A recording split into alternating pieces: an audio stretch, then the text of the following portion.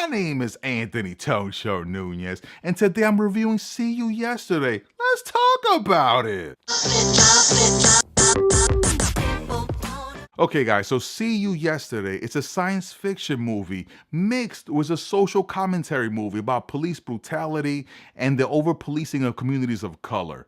Yeah, I said it. It's definitely an original movie. Let's set the picture. Now, our two geniuses, they go to school in Bronx Science. And as someone who grew up in the Bronx and went to DeWitt Clinton High School, shout out DeWitt Clinton, it was really cool to see those scenes in the Bronx. They were very well cemented in the scenes. And even the scenes that took place in Brooklyn, like, you really felt like the genuine environment. Like, the director did a great job of not only painting these characters, but painting the surrounding setting. And in order for you to understand the hardships that they're going through and the message the movie's trying to deliver, you really got to understand the environment. And I thought, as someone who's living in Brooklyn, it was very genuine, very authentic, and very honest, the way that it was depicted. And that's very important for you to get kind of your footing in this movie. Now, as far as the cast, the young cast is excellent.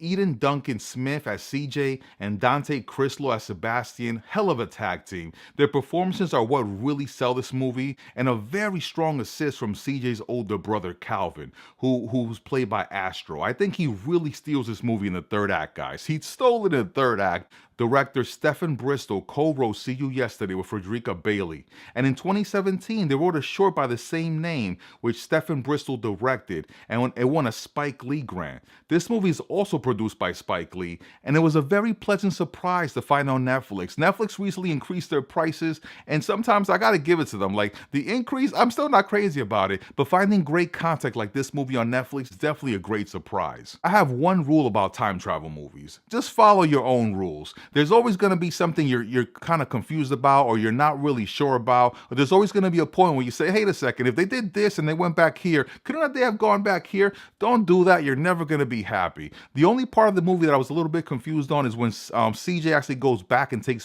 the place of a prior self to help Sebastian. Like, that part I was a little bit iffy about. I wasn't sure how it got done, but they kind of explained it in the science, so I'm going to just leave it there. So as always, when it comes to time travel, just try to follow the rules of the movie and don't think too much about it, because you're never going to be happy. I was really cool to see the components of the time travel backpacks, which I thought was a really cool homage to Ghostbusters, because if you look at the components, it did look like a proton pack inside. So I thought it was a really nice touch. Another nice touch was the fact that Michael J. Fox made a cameo. That was really cool. I was like, ah, man, Michael J. Fox. That was definitely a cool moment, and I think it definitely gave it a nod to the whole time traveling aspect of the movie. That and the font of the movie that they use at the end credits, the font was very Back to the Future as well.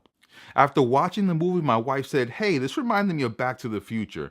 And I responded with a mix of Do the Right Thing. And when I went to the director's IMDb page to research this review, I saw those are two of his favorite movies, that and Jurassic Park. So if there's a sequel to this movie, there's a possibility there might be dinosaurs in it, because it's time travel, right? They can go back in time further, right? So that's a possibility. And I'm hoping it does happen if there is a sequel, which right now I don't think so, but I'm just throwing this out there. I would highly recommend you see I See You Yesterday.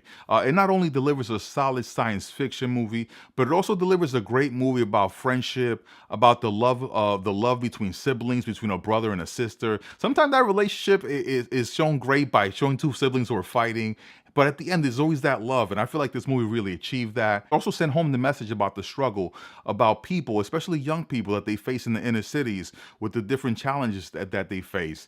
And the whole topic about police brutality and the over-policing the community of color, it wasn't kind of like shoved and crammed down your face in a way that felt like uncomfortable. A lot of times, you see some movies or TV shows that they're well-meaning, but the whole message kind of gets oversaturated and kind of like detracts from the story. And that's something that never happened here. Like, the way the director kind of just presented to you the science fiction element of the movie, and he stitched it perfectly with the lives of the characters. It was just done very great in a way that it didn't feel forced, and it just felt like the movie was a great combination of two different genres. And that alone, I thought was a great achievement. As always, hit me up in the comments. Let me know what you thought about See You Yesterday. This is the Tone Show. Tone Show. Ow. Ooh. Remember to like and subscribe for more Tone Show.